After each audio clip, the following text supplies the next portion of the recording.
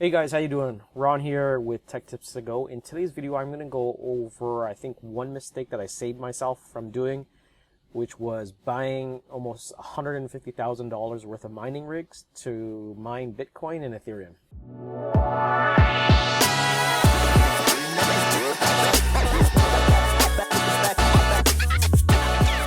So as you guys know, I'm an entrepreneur. I like to do a lot of businesses, and over the years, I've gone from everything from opening a restaurant, an e-commerce shop, bootstrapping a company from one employee from my basement to 20 employees in a year, running that for 4 years. I currently run a technology company and a marketing company, so digital marketing. And I wanted to get into this story. So I'm an entrepreneur, and I when I got into Bitcoin and cryptocurrencies in like 2012, 2013, probably like 2012, started hearing about it because I play a lot of poker. Everyone started talking about, especially in Las Vegas, everyone started talking about cryptocurrencies. They kept talking about Bitcoin, how it went up, blah, blah, blah. So anyways, then as you go through the years, you see little stories like people buying their own mining rigs from China or from Amazon or from eBay. And so it was about 2 years ago. So we're in a 2020, around the end of 2017, 2018, when I sold a couple of my businesses. I had a lot of cash available, and it was either invested back into the stock market or purchase another business. But after running so many businesses, having so many employees, the main thing, if you're an entrepreneur and you're a business owner, you're thin for time. Like you're pretty much stretched for time if you're running multiple corporations, etc. So you're always thinking of how to improve your process, your flow, your procedures, your sequence of procedures, so you can have more time to travel, right? And I think one of my best years was like 2017, when I had everything operating. I ran a tight ship. I never had to go in. I had to go in like twice to sign checks. That's it. That's all I did. The ship was running smooth. Then I got into some weird stuff. I opened a restaurant, and that was pretty crazy. I opened it with a partner, and when I opened it, it was, I thought I could take that same mentality, let my managers run it, but I ended up more like flipping burgers and tacos. Like, it was just insane. So I had to sell it. Anyways, but wanted to keep this short here. So going forward, I want to think of more passive income ideas, and that's how I think now. Is like, after you run so many businesses over the years, you got to worry about payroll, tax, employees, corporation issues, government coming after you, IRS coming after you, your managers coming after you, hiring and firing, funding, people want raises, harassment. You deal with everything underneath the sun. So running a business isn't always, doesn't always have its glory, break days. There's a lot of down days, and especially like if numbers go lower, etc.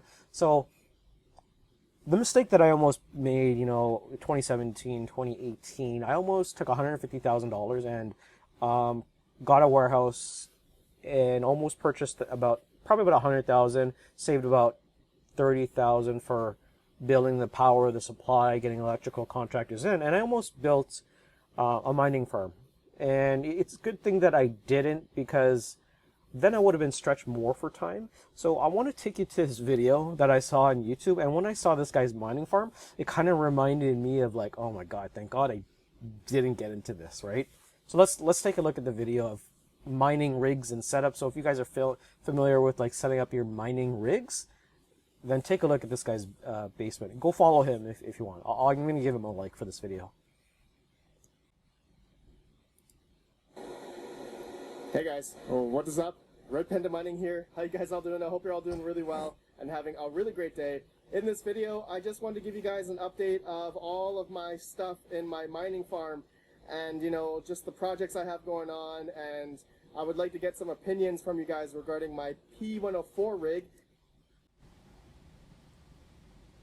So anyways, that's his mining farm, and it's just like, when I think about it, I just think, thank God I didn't get into it, because with 20 employees myself, and some of the issues that they had with like keyboards and video cards and power and 240 volts, like for some of our machines that constantly had like a lot of issues, it was a complete nightmare. So imagine running a mining rig I'm sure once it's all set up, like you're okay for maybe a couple of days, but you gotta constantly monitor, your P&L, your profit and loss, how much you're spending is, the max like power rate consumption.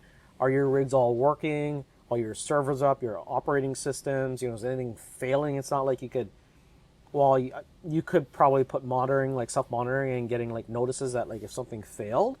But I think passively, like for me, I like passive income. So I'm going to talk about passive income probably in a couple of next videos. But anyways, I think with Ethereum, so I wanted to kind of make this on Ethereum. So you've got these Ethereum mining rigs, right? These companies that are building, mining rigs. Like there's like tons of mining rigs out there for Bitcoin, but we're going to talk about Ethereum itself. So this, I did Ethereum mining farms. So this is what came up for Ethereum mining farms. So just imagine like the amount of headaches that you have for this. And it's a good thing that I didn't start a mining farm, because I probably would have been invested with Ethereum, and I probably would have sold a lot of Ethereum to buy maybe Bitcoin or some other shares. But anyways, now with Ethereum 2.0, like with the video that I made, or that will be coming up with Ethereum 2.0, you don't need all of this mining. So, Vitalik made this great thing, like thinking of the future, taking all the flaws out of like Bitcoin miners or miners in general, like the proof of work is based on mining. There's too much power consumption, things go down. Like that is, going to be phased out. And especially with Ethereum 2 coming up, you don't need all of this gear. All you need is, 32 ETH. You run a validator on your MacBook, and away you go, or on your PC, and you get staked, you get rewarded, and then once you get another 32, you could run another validator. So now what I would decided to do is just dump a ton of money towards Ethereum to get Ethereum 2.0 staking. And you'll notice, like from my other video, a lot more people are actually doing that. They're trying to get Ethereum 2, and then once they get staked, they're going to join Rocket Pool to kind of create, like if you don't have 32 Ethereum, you can get another pool going and just share your stake, and then you get rewarded. Then once you get 32, create your own validator. But anyways, I just wanted to like I have a friend that runs a mining rig right now. It probably looks something like this in his basement, probably like 50% of that. But it's insane. I go in there and I'm upstairs on the third floor. I'm like, what is that noise like that? Like, how do you sleep with all that stuff, right? But it's pretty insane. And he told me he runs a lot of Ethereum, like for his mining. And I told him, like, if I were you, I would just look at selling that. Sure, you could do Ethereum. I think that Vitalik said, you could soon mine Ethereum Classic or Ethereum 1 once we get to Ethereum 2. But I would just say, keep mining Ethereum, make as much Ethereum, and just keep building your 32 ETHs. Buy 32, it's going to cost you 6,400. Either sell all of that or mine something else that might be profitable. But it's hard to kind of predict, as power consumption kilowatts per hour goes up or down, mostly going up. Like, how are you going to compete with all the ones in China, like with solar power?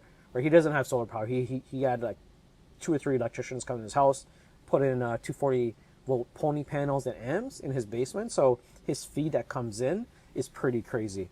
But anyways, I just told him, like, and for me telling him, I just said, like, you have to learn how to adapt. And if you can't beat them, join them, right? And that's the way I look at it, is like, Vitalik is going like ETH 2, right? And it takes all of the flaws out of, like, mining and everything to a better state with, ETH 2.0 with proof of stake, right? And I just said, like, look at selling it, right? And to get, like, to finish this video, is just like, when I look at it, I think it was a good idea that I didn't invest into, a mining farm, because I'd probably have to be worrying and go to that office quite often. And especially, like, it's hard to find a technical person to actually go there and fix everything and make sure everything's running. Usually you kind of like to do it yourself, and I don't have the time to do that, to go to the warehouse, make sure that the mining rigs are okay, unless you rent it in your basement. But imagine running all this stuff in his basement and you could hear all of the noise. on the third floor. So I think that's why this is great with, when ETH2 comes out. You don't need all these mining rigs. Keep accumulating like 32 ETH, keep running those validators, right? And then you don't have to deal with this. But I just wanted to make this quick video because now, like, I was excited. I was really excited to build a mining farm. And when I started hearing about ETH2 coming out and proof of stake, I started to get more excited. But I always said, like, this is never going to happen, right? Never going to happen. Like, it's going to take years to build. But now, we're in 2020, and this was like 2017-ish. Now we're in 2020, and apparently, like, you see the development from Prismatic Labs. So now we're in 2020, and apparently it's coming out in June or July. So proof of stake is here. So I'm kind of excited for that because now I could just collect a whole bunch of ETH. So I'm just going to keep buying in blocks of 32 ETH, 32, 32, 32, 32. Keep setting up my validators, and that 150,000, like, I'm not going to invest 150,000 because it's spread out, between like VeChain, Bitcoin, Ethereum, XRP, and some other altcoins. But, I'm just going to keep bagging and collecting Ethereum just because, I look at Ethereum as like the short-term money gainer compared to like VeChain, because Ethereum's like number 2 in market cap. I could keep going on and on and on, but, I keep going on about my other video, but anyways, just wanted to talk what's on my mind about mining and the mistake that I didn't make. So anyways, comment below, like, subscribe, and I'll see you in the next video, guys.